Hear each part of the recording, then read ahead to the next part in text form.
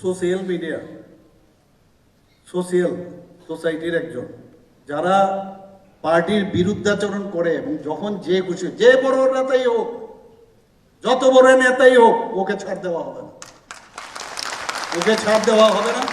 কারণ এতে করে ডিসিপ্লিন নষ্ট হয়।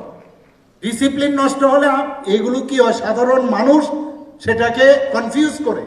এত সুন্দরভাবে সরকার চলছে, এত সুন্দরভাবে এই পার্টি এখানে এসছে, আজকে দুইবার আমাদের পার্টি এখানে যেহেতু এসছে, আগামীবারও আসবে, সেটাকে একটা চক্রান্ত করছে এখানে।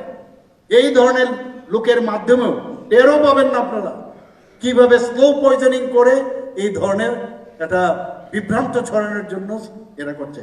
এদেরকে পার্টির থেকে তো করবে, প্রশাসন থেকেও তাদেরকে কিন্তু ছাড় দেওয়া হবে না, এতটুকু আমি বলতে পারি।